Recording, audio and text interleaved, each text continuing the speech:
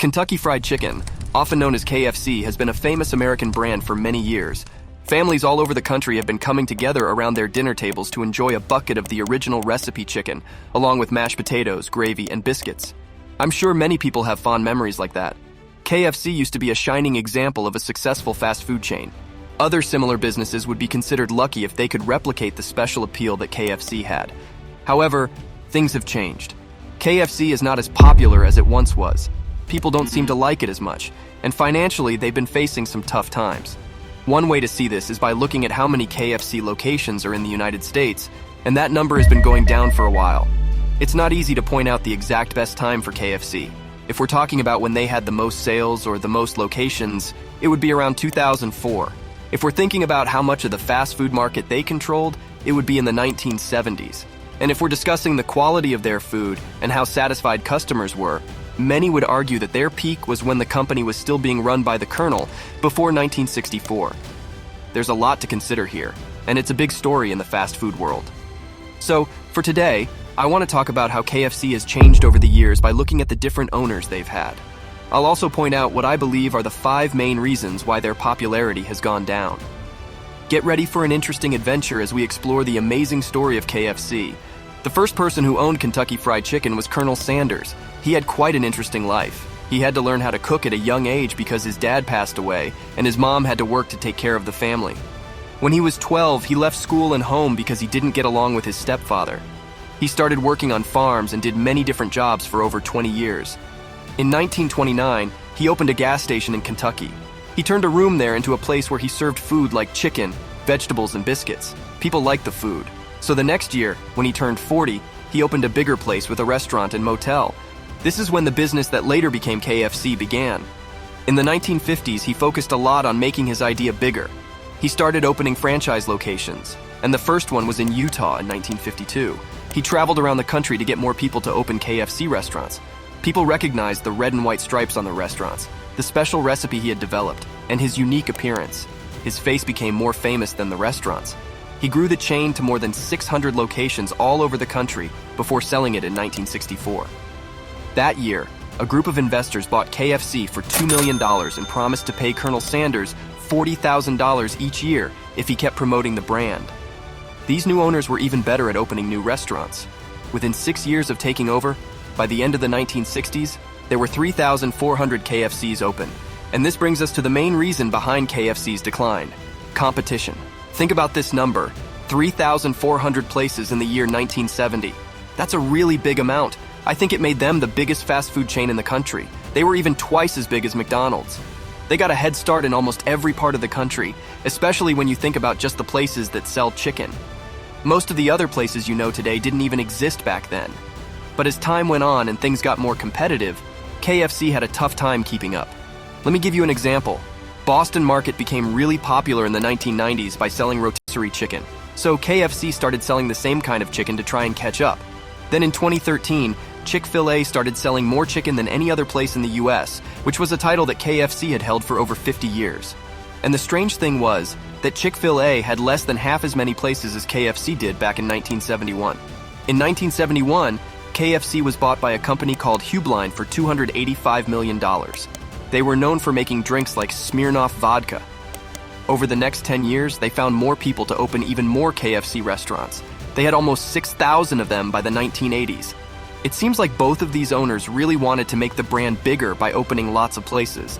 But they did this by finding ways to make the food faster, cheaper, and easier to make. Unfortunately, this meant that the food quality wasn't as good anymore. And who better to see this decline in food quality than Colonel Sanders himself? During the 1970s, he often said that the food at the restaurants wasn't as good as his original recipes. He called the KFC food the worst fried chicken I've ever seen.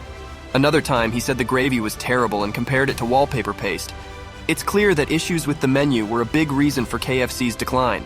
In 1974, when KFC introduced their extra crispy chicken, Colonel Sanders didn't like it at all. He said it looked like a dough ball stuck on some chicken. KFC even tried to take legal action against him for saying these things.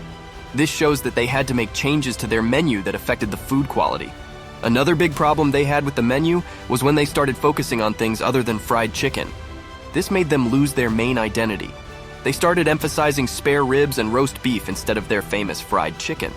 In the late 1960s, they even tried to create a whole new chain of restaurants called Kentucky Roast Beef. It got quite popular for a while, but eventually closed down.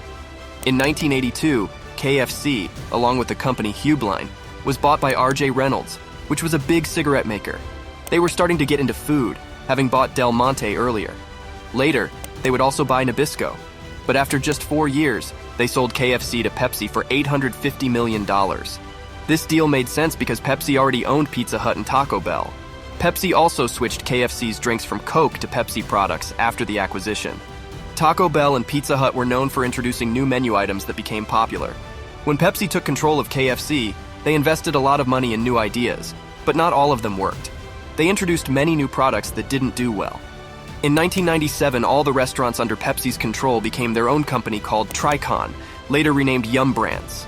They bought and sold other fast food businesses and tried having different brands under one roof, but KFC remains where it started.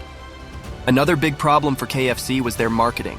When Colonel Sanders passed away in 1980 at the age of 90, they lost their famous spokesperson. KFC and Colonel Sanders were closely connected.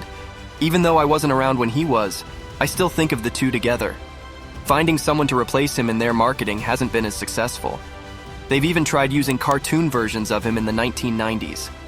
More recently, different famous people have dressed up as Colonel Sanders as part of efforts to revive the brand.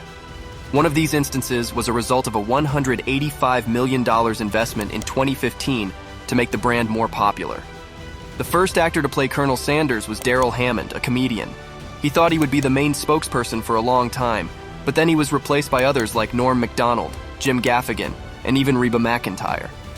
This move has mixed reactions. Some people find it disrespectful, while others think it brought more attention to the brand. However, there's no clear evidence that it has been very effective. In 2009, KFC introduced grilled chicken, which became quite popular, but the way they marketed it wasn't handled very well. They sent a letter to the United Nations asking them to recognize a country called Grilled Nation, made up of the 60 million people who ate their new product. They even sent someone dressed as Colonel Sanders to the UN building, and this person managed to get into restricted areas and meet important people there. This attempt at marketing might have been misguided and even disrespectful. Another issue related to the grilled chicken was when Oprah Winfrey promoted a deal on her show where people could get a coupon for a free meal of it. Too many people showed up. The wait times were long and they couldn't honor all the coupons. This caused more negative publicity for KFC. Another possible reason for their decline could be the health aspect. While I don't have all the answers about what's healthy to eat or not, KFC is generally seen as one of the less healthy options.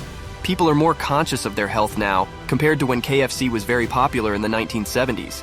This change in public attitude hasn't been good for their business, especially since the word fried is in their name. Actually, in 1991, they officially changed their name to the initials KFC, so they wouldn't have the word fried in their name, which might sound unhealthy. After trying to introduce healthier menu items, which didn't seem to work well, KFC made more efforts to offer healthier choices. In the early 2000s, they had a campaign saying KFC stood for Kitchen Fresh Chicken, which seemed like they were focusing on healthier food. In 2006, they were sued for having a lot of trans fats in their food, and later that year, they promised to stop using trans fats in their cooking oil. The Double Down sandwich they introduced in 2010 used fried chicken instead of a bun, which some people joked about being unhealthy. So, KFC has struggled to be seen as a somewhat healthy option. Another big issue for KFC is their reputation. They haven't had good relationships with the people who run their franchise locations. Animal rights groups have criticized them, and when they update their restaurants, it often feels like they're late in doing so. People have complained about their customer service too. This is a big deal because their main competitor, Chick-fil-A, is known for having really good customer service. In 1991, when they changed their name to KFC, a rumor spread that they did this because they were doing something strange to the chickens, and legally, they couldn't call them chickens anymore. That's not true, but this rumor has been around for a long time. So these are the main reasons why KFC isn't as big or respected as it used to be. However, I should mention that all of this mostly applies to KFC in the United States. In other countries like China, KFC has been much more successful. They were the first US fast food chain to open in China, and they adapted their menu to fit local tastes. Now most of their locations are outside the US, with China being a big market for them. This could also be a reason why KFC's popularity has declined in the US over time. And that's a wrap for today's episode of Business Central. Stay connected with us, like, comment, subscribe to our channel, and click that notification bell so you won't miss a video. Stay inspired, stay informed, and keep making waves in the world of business. See you in the next one.